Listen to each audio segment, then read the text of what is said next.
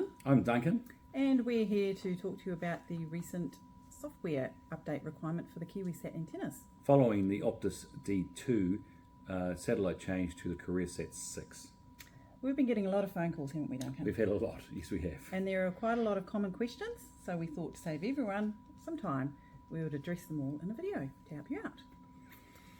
Duncan? Yes. The software's not giving regional access like in the instructional video. Okay, so in the instructional video we follow the instructions on the software itself, and we go through the first couple of options, and it comes up on the video with select your geographical location.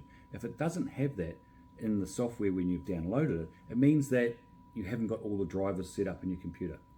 So your laptop needs to be, follow the instructions above the start button, and your laptop needs to be connected to the control box. So connect it to the control box, more drivers will come down to your computer, and then it will ask you to restart. It helps if you have your antivirus software turned off at this stage, and then you should be able to get the software going. Great. .NET framework is not installed or missing. Okay, once again, this is another Microsoft issue, and we're looking for .NET 2.0. So if you Google that, you'll find an error 404, it's not available. But just go on and Google for .NET 3.5, and then you'll get the 2.0 in the 3.5 software, and that can work. Mechatronic satellite antennas. Will there be an update for that software? Yes, so the Mechatronic Satellite Antennas is the top of the range version from Mave, who build the KiwiSat for us. We have been in touch with them, and they are working through that software. We expect to have it on our website later in the week or early next week. So watch the space. Watch the space for that. Okay. How do I find out what version of the KiwiSat I have? Okay, so there's 3 versions of software. There's 4 options in the list, but there's 3 versions. So if you have a white control box, that's the KiwiSat Lite. If you have a black one, it's either the KiwiSat or the KiwiSat Plus. In the software for KiwiSat Plus, you use the KiwiSat Auto Open option. To check which is the best, or which is one you've got, just simply turn on the KiwiSat. It'll go up and start rotating, but it won't lock onto the satellite, of course, because it hasn't had the software updated. But just look at the logo on the front, and it'll either say KiwiSat or KiwiSat Plus. If it says Death Leaf or Trail Light, which we made some customized ones for them, they are always just the KiwiSat versions. What does reset at the end of the video mean? Okay, at the end of the video, we need to reset the power in the control box. So it needs to unplug the power and plug it in. When you finish doing the software, a green light will be flashing on the control box. You know that the software is taken, but you need to reset the power, pull it out and put it back in, and that will lock the software into the control box. Mm-hmm. Speaking of the control box, how do I find it? I've looked in the cupboard, I've looked under the bed.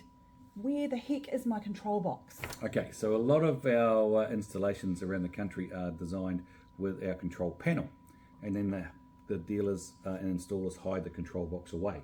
So what we need to do is find where that is. For example, on a Death Leaf, a lot of the times it's above the fridge. In some Benemars and Fusion models, they're underneath the control panel where your door is. You can give your installer and motorhome supplier a call and ask them. One way we have found is we've turned the dish on, had it rotating, then we've started the ignition to select the D plus to bring the dish down automatically, and when that happens, the control box beeps, and it'll beep 9 times. So you got to listen and find it is, and we've had to listen around to find that beeping. Motorhome hide and seek. Yeah, so we know which panel we have to take apart to get into the control box. What's the difference between a control panel and the control box? The control box is the one where we need to do the software update.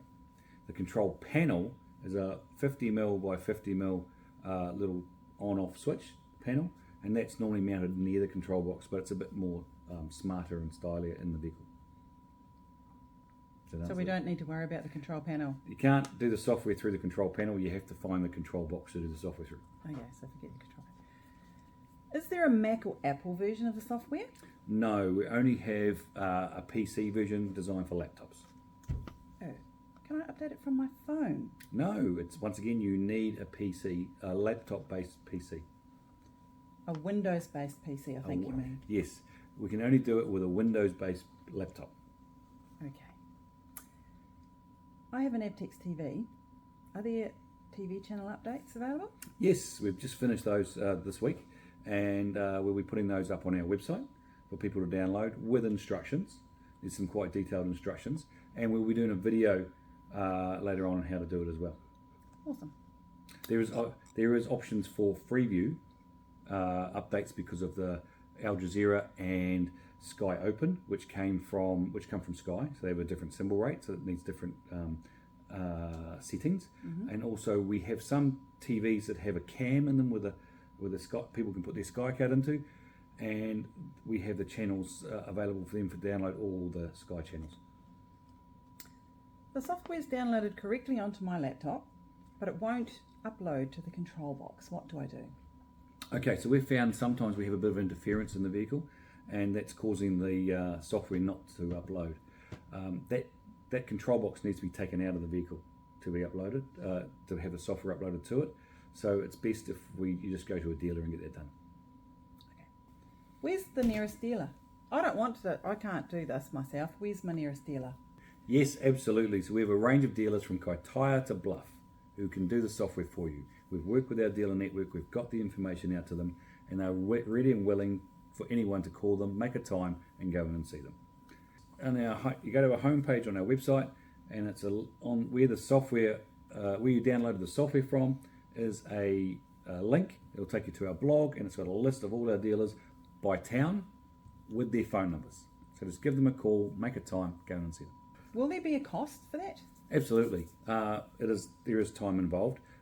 So go and see a dealer, give them a call. In Auckland, we're charging $70 for a basic upgrade.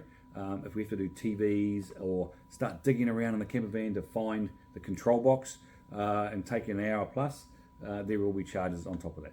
Well, that's it for the current frequently asked questions that we have regarding the KiwiSat antenna software update. If you do have any further questions, do reach out to one of our dealers, like Duncan just explained, or you're welcome to reach out to us here at Apollo. We'll be happy to help you. And it's been quite a challenging time, but hasn't it, Duncan? Yes, it's been a lot of long days in and out of vehicles, and nights in and out of vehicles. And just so you know, it's not our satellite; it's the Optus satellite that was changed. Unfortunately, our new replacement satellite hasn't turned up yet, so we've had Optus have had to borrow one to cover New Zealand from Korea, and we're just fixing our systems to work with that one. Thank you, everyone. We'll get your TVs going for you. Bye. Thank you again, Duncan, for answering all those questions. My stand it because my hands are up. Yeah, and he clicked his tongue so it overlap.